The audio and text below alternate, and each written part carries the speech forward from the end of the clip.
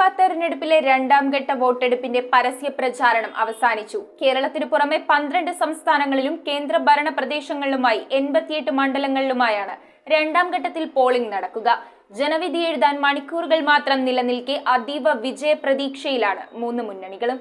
ലോക്സഭാ തെരഞ്ഞെടുപ്പിന്റെ രണ്ടാം ഘട്ട വോട്ടെടുപ്പിൽ കേരളത്തിനു പുറമെ 12 സംസ്ഥാനങ്ങളിലും കേന്ദ്രഭരണ പ്രദേശങ്ങളിലുമായി 88 മണ്ഡലങ്ങളിലുമായാണ് പോളിംഗ് നടക്കുന്നത്. ഏപ്രിൽ 26-ന് സംസ്ഥാനത്ത് വോട്ടെടുപ്പ് നടക്കാനിരിക്കെ കേരളത്തിൽ വരാനിരിക്കുന്ന ലോക്സഭാ തെരഞ്ഞെടുപ്പിന്റെ തെരഞ്ഞെടുപ്പ് പ്രചാരണം ഏപ്രിൽ 24-ന് സമാപിച്ചു. ഉച്ചഭാഷിണികൾ ഉപയോഗിക്കുന്നതും റാലികളും ജാഥകളും സംഘടിപ്പിക്കുന്നതും നിരോധിച്ചിരിക്കുന്നു. തെരഞ്ഞെടുപ്പ് ഫലത്തെ സ്വാധീനിക്കുന്ന തരത്തിലുള്ള ഒരു പ്രകടനവും അനുവദനീയമല്ല. നിയമലംഘകർക്ക് തടവോ പിഴയോ അല്ലെങ്കിൽ രണ്ടും കൂടിയോ അനുഭവിക്കേണ്ടി വരും. അവസാനഘട്ട വോട്ടെടുപ്പ് കഴിഞ്ഞ് അരമണിക്കൂർ വരെ എക്സിറ്റ് പോളുകൾ നിരോധിച്ചിരിക്കുന്നു. നിയമവിരുദ്ധമായി പണം കൈമാറ്റം ചെയ്യുക, സൗജന്യങ്ങളും സമ്മാനങ്ങളും വാഗ്ദാനം ചെയ്യുക, മദ്യവിതരണം ചെയ്യുക തുടങ്ങിയ നടപടികൾ കണ്ടെത്തിയാൽ കടുത്ത നിയമ നടപടികളിലേക്ക് നയിക്കും. വോട്ടെടുപ്പ് പൂർത്തിയാകുന്നതുവരെ 48 മണിക്കൂർ ഡ്രൈ ഡേ പ്രഖ്യാപിച്ച് മദ്യവിതരണവും വിൽപ്പനയും നിരോധിച്ചു. സംസ്ഥാനത്ത് ലോക്സഭാ മണ്ഡലങ്ങളിലേക്കുള്ള തെരഞ്ഞെടുപ്പ് ഏപ്രിൽ 26 രാവിലെ 7 മുതൽ വൈകുന്നേരം 6 വരെ നടക്കും. വോട്ടെണ്ണൽ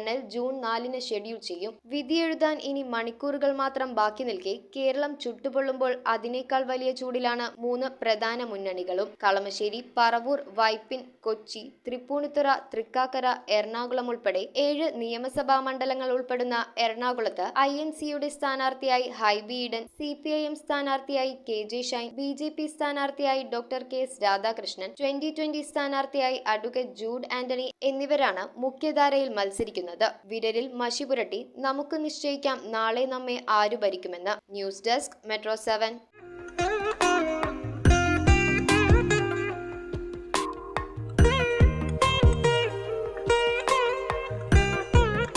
Nakshatra Gold and Diamonds. Online delivery available all across India.